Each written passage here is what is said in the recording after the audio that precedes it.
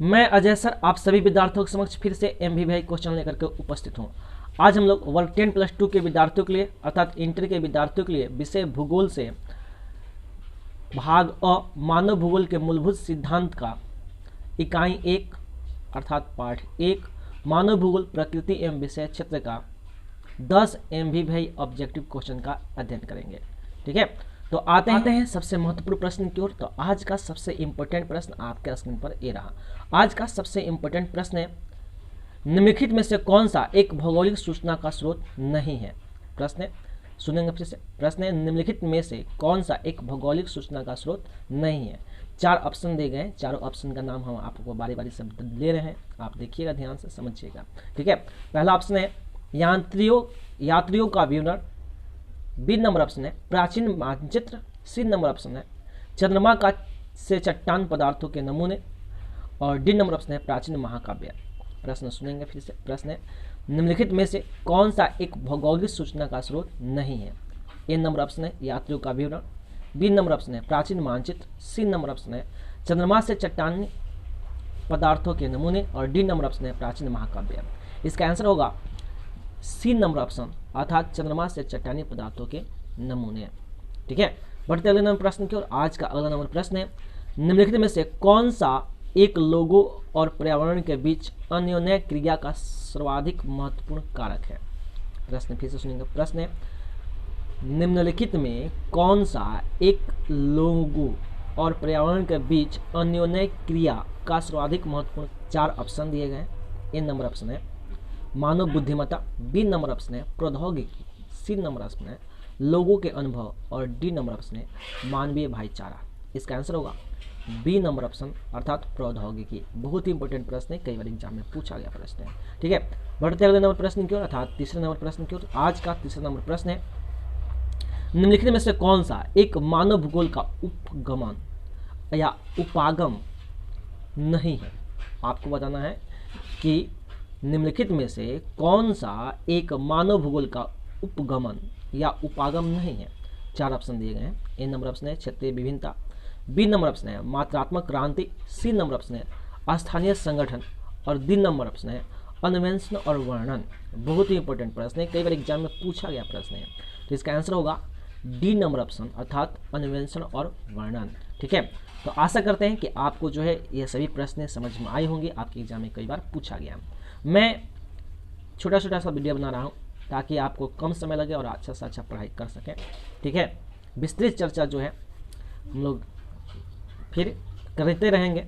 फिलहाल बढ़ते हैं अगले नंबर प्रश्न, चौथा नंबर प्रश्न की ओर। तो आज का चौथा नंबर आपका प्रश्न जो है आपका स्क्रीन पर ये रहा।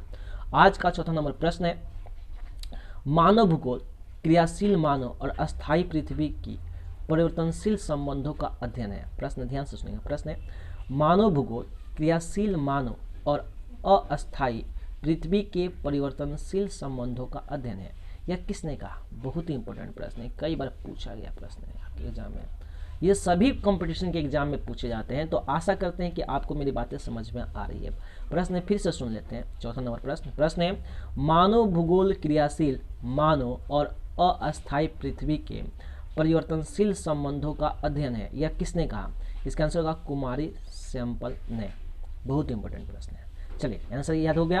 आंसर क्या होगा जी, कुमारी सैंपल ने। बढ़ते अगले नंबर प्रश्न की ओर अर्थात 5वें नंबर प्रश्न की ओर। तो आज का 5वां नंबर प्रश्न आपका सुन पर रहा। प्रश्न है, जियोग्राफी शब्द किसने गढ़ा। प्रश्न फिर से सुनेंगे। प्रश्न है, जियोग्राफी शब्द किसने गढ़ा। इसका आंसर होगा इराटोस्थनीज ने। यानी सबसे पहले जियोग्राफी शब्द का इस्तेमाल किसने किया। तो इसका आंसर क्या होगा, इराटोस्थनीज ने। बढ़ते अगले नंबर प्रश्न की ओर अर्थात 6ठे नंबर प्रश्न की ओर। तो आज का 6ठा नंबर प्रश्न आपका स्क्रीन पर ये रहा। आज का 6ठा नंबर प्रश्न है, संभववाद शब्द का प्रयोग सर्वप्रथम किस फ्रांसीसी विद्वान ने किया।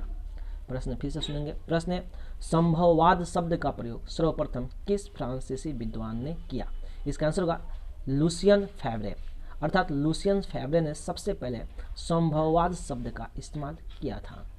बढ़ते अगले नंबर प्रश्न की ओर अर्थात 7वें नंबर प्रश्न की ओर। तो आज का 7वां नंबर प्रश्न आपका स्क्रीन पर ये रहा। आज का 7वां नंबर प्रश्न है, आधुनिक मानव भूगोल के जनक कौन है। प्रश्न फिर से सुनेंगे। प्रश्न है, आधुनिक मानव भूगोल के जनक कौन है? इसका आंसर होगा फ्रेडरिक वेटजेल।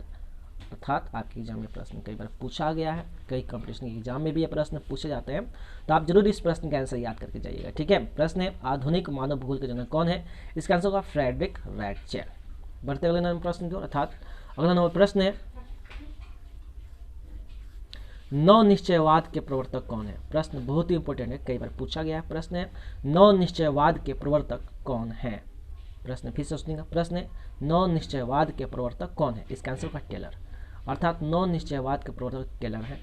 ठीक है, बढ़ते अगले नंबर प्रश्न की ओर, तो आज का अगला नंबर प्रश्न है कि नियतिवाद के विचार कौन है?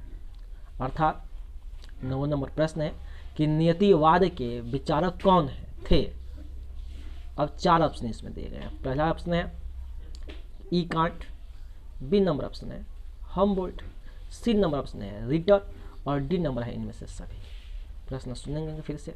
प्रश्न है नीतिवाद के विचारक कौन थे?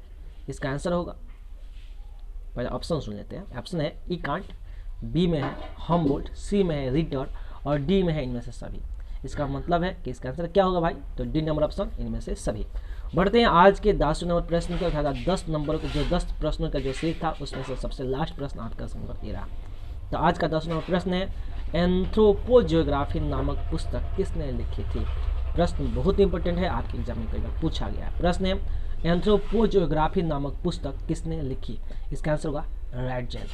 तो आशा करते हैं कि आपको जो ये 10 प्रश्नों का सीरीज समझ में आया होगा। अगर आपको लगता है कि यह 10 प्रश्न आपके एग्जाम में आ सकते हैं तो आप जो है मेरे चैनल को सब्सक्राइब करें, वीडियो को लाइक करें और बेल आइकन को जरूर दबाएं।